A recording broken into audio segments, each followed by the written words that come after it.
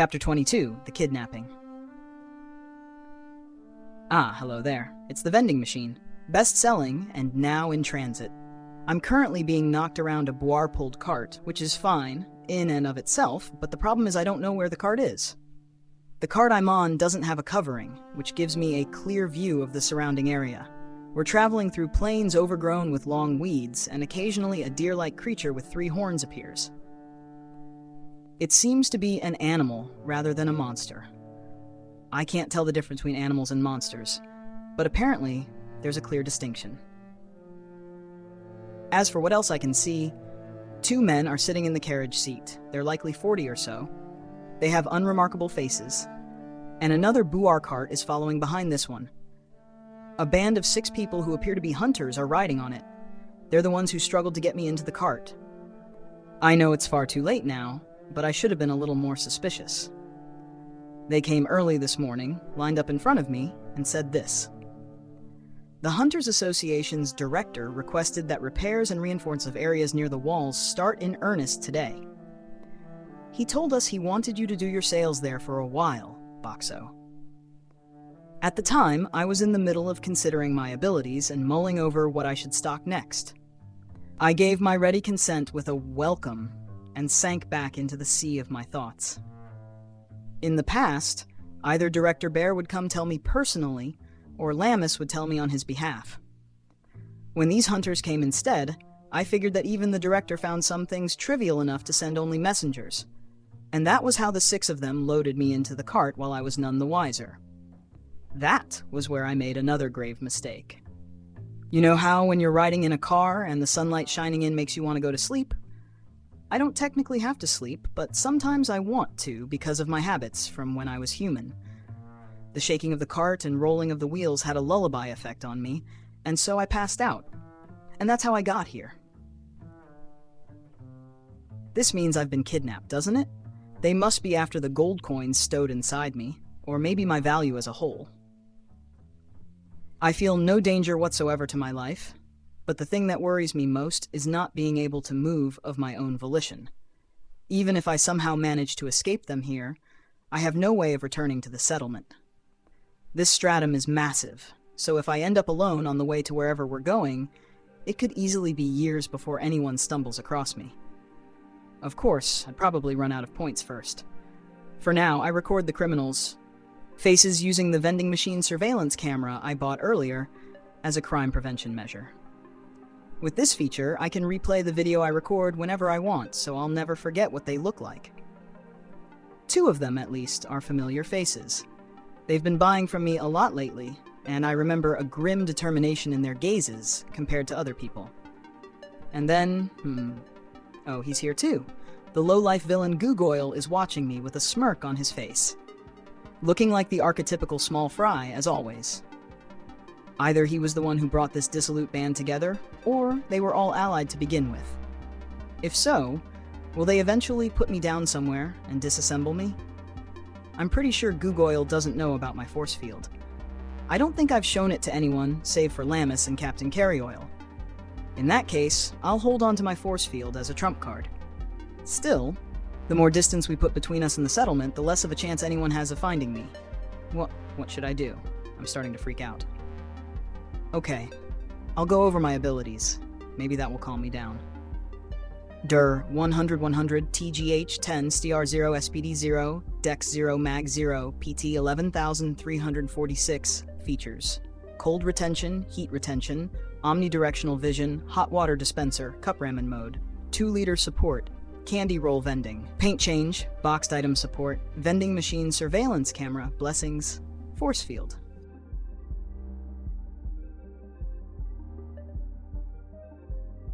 For a vending machine, I must say I'm pretty high spec, but I can't function properly in another world with just these sorts of abilities. The biggest factor that created this situation was my giddiness at crossing the 10,000 point barrier, but it's not all bad. With this many points, I can maintain force field for a long time. I'll take that as a silver lining. If I need to, I can repair myself several times too. Calm down, calm down. They're not going to scrap you right away. Force field consumes 1 point per second, so 60 in a minute. But that's 3,600 in an hour.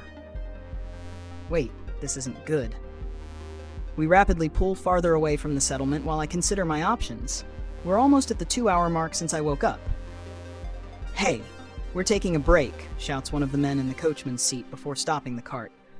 The boar cart following us stops as well, then everyone clambers off it. And then they surround me. Do they really think I'm just going to give them their lunch? All right, time to eat. Hey, Boxxo, if you've got a brain in there, I'm sure you know what situation you're in. The low-life villain is getting full of himself, since he's got friends around now. He must be remembering his earlier humiliation as he breaks out into vulgar laughter and flashes a blade. You're going to give us the food and drink we want for free. I'm sure even an iron box like you knows what'll happen if you don't. Too bad, I answer immediately. I know exactly what will result from provoking him right now, but I can't help myself. As expected, blood rushes to Gugoyle's face, turning it bright red. He likely doesn't know the meaning of the word patience. Bastard, I'll break you. He thrusts his short sword at the glass, but it only leaves a small scratch on the surface. 1 damage. Durability decreased by 1. Just 1 damage? He's weaker than I thought. The frog people hurt a lot more than him. Not learning his lesson, he damages me several more times, but I take only 5 points of damage total. Gugoyle, stop. We're after what's inside, but I told you the thing has value as a whole, remember? Don't damage it for no reason. Yes, sir. Sorry. Keh, you live another day. The perfect parting shot for a man like him. The man who stopped him is a good deal larger than all the others nearby. His physique, at least, is very similar to Gokgai's, the man who traveled with the money-exchanging lady. The huge blade scar on his forehead only adds to his intimidation. He has no eyebrow hair or hair on his head. I can't tell if they were shaved or if he was born like that. If not for his grandiose beard, he might look a lot like Karios the Gatekeeper. And you don't want us to break you. I think it would be in your best interest to do what we say. The large man seems more logical than Gugoyle. He's right. Defying them won't do me any good. The answer is to pretend to obey them while getting a clear picture of the situation. You're too bad. Just kidding. Why should I have to listen to what the guys who kidnapped me have to say? If Lammis were here, she'd absolutely refuse.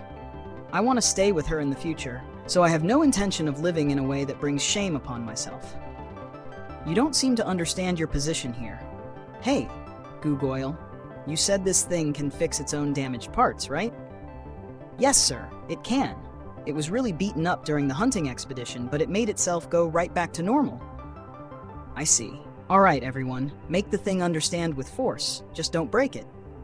If I could feel pain, this would be a pretty terrifying situation.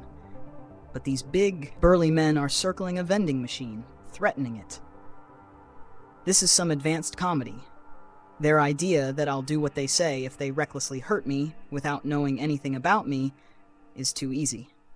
They must not realize how stupidly they're behaving against a metal box. This is your last chance to apologize. Now that the boss gave the word, you'd better prepare yourself, because we ain't having any mercy. Their boss, eh? If he's the top of the chain, are all the rest of them his henchmen?